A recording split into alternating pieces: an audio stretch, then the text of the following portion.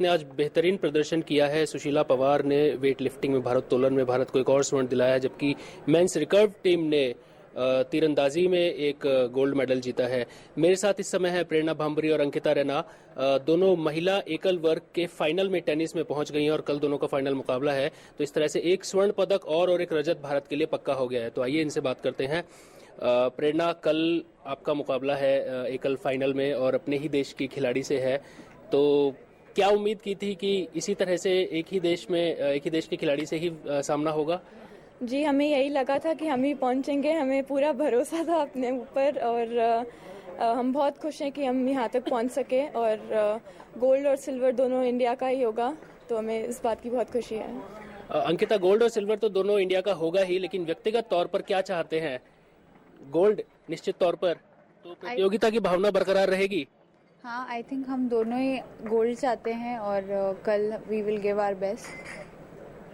तो और टूर्नामेंट में आने से पहले किस तरह की तैयारी थी, किस तरह का अभ्यास किया गया था और उस हिसाब से जो भी चैलेंजेस थे, जो चुनौतियां थी बीच में यहाँ तक पहुँचने के लिए, उन पर पार आप लोग पा सके हैं?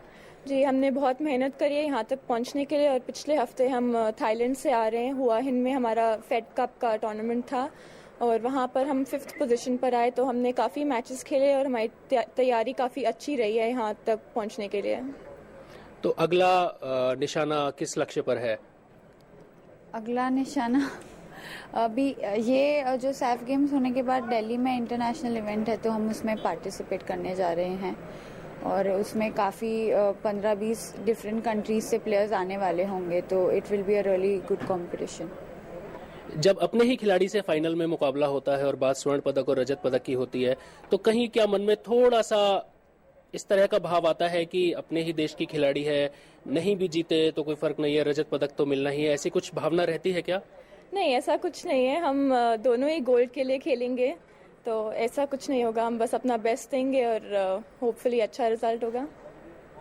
और किस तरह की तैयारी आपकी रही थी टूर्नामेंट में आने से पहले, क्योंकि 8 देशों के खिलाड़ी हैं, मुकाबला कड़ा था। सब एशियन कंट्रीज में टेनिस काफी लोकप्रिय है इस समय, अच्छी प्रतिस्पर्धात्मक भावना रहती है। किस तरह की तैयारी रखी थी और उम्मीद के हिसाब से है परिणाम?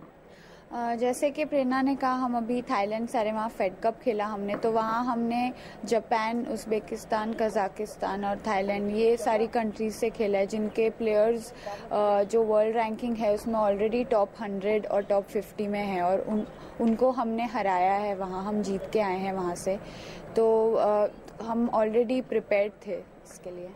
भारतीय टेनिस जिस तरह से आगे बढ़ रहा है, नए खिलाड़ी आ रहे हैं, अच्छा प्रदर्शन कर रहे हैं, जिस तरह से आप लोगों ने प्रदर्शन किया है, अभी भारतीय युगल टीम, पुरुषों की टीम भी फाइनल में पहुंच गई है, कल मुकाबला है, तो किस तरह से देखते हैं टेनिस के लिए आने वाला भविष्य किस तरह का होगा? लिएंडर पेस, सानिया मिर्जा जो लेगेसी जो छोड़कर जाएंगे जिस समय भी, किस तरह से सुरक्षित हाथों में रहेगा टेनिस? जी बिल्कुल, टेनिस इंडिया में बढ़ता जा रहा है और वो सेकंड मोस्ट पॉपुलर स्पोर्ट है इंडिया में। धीरे धीरे काफ़ी जूनियर्स आ रहे हैं ऊपर, लिएंडर पेस, सानिया मिर्जा, युकी भांबरी, इन सबको देखकर तो बहुत अच्छा लग रहा है। तो टेनिस खेलने की प्रेरणा कहाँ से मिली? किसको आप आदर्श मानती हैं इस खेल के अंदर? मेरी मॉम स्पोर्ट्स में थी और मेरा बड़ा भाई है, वो पहले टेनिस खेलते थे, अब वो जॉब करते हैं, तो उनसे मुझे प्रेरणा मिली।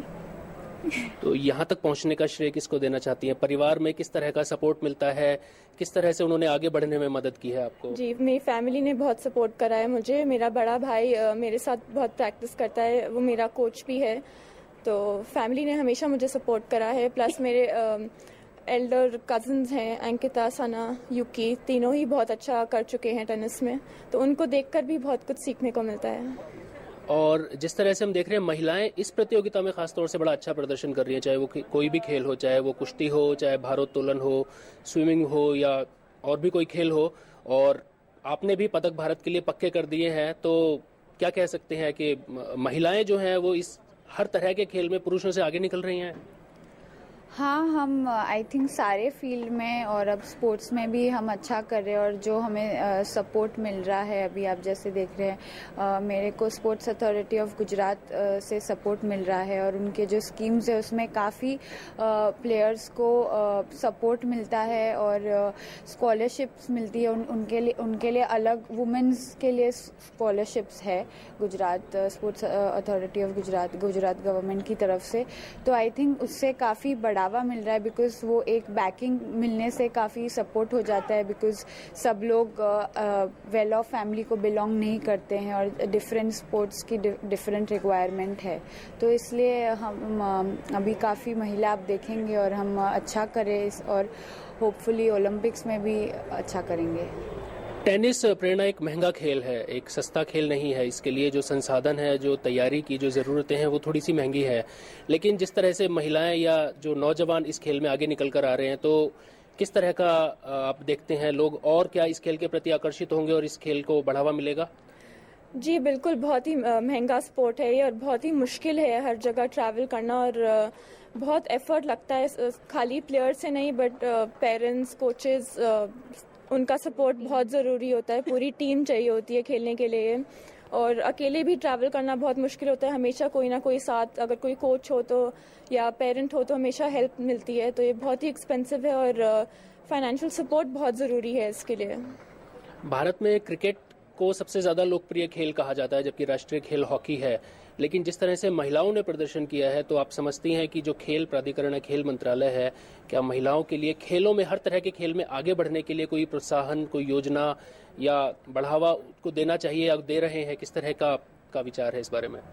हाँ, आई थिंक बिल्कुल हमें मिल रहा है बिकॉज जैसे बाकी स्पोर्ट का मुझे मालूम नहीं है लेकिन जो हमारा स्पोर्ट है टेनिस, हमारे लिए जो इंटरनेशनल इवेंट्स हो रहे हैं, जैसे मैंने आपको कहा दिल्ली में जो अगले हफ्ते इवेंट हो रहा है, तो अपने कंट्री में जब होम टाउन में होता है इवेंट तो काफ़ी फ़ायदा होता है प्लेयर को, वरना मैं अकेले ट्रैवल करती हूँ जब भी मैं बाहर जाती हूँ और तो इधर रहने से कोई जो बाकी एनवायरनमेंट में चेंजेस नहीं आते और वो हमारे लिए एक फ़ायदा रहता है। बहुत बहुत धन्यवाद दूरदर्शन समाचार से बात करने के लिए। शुक्रिया।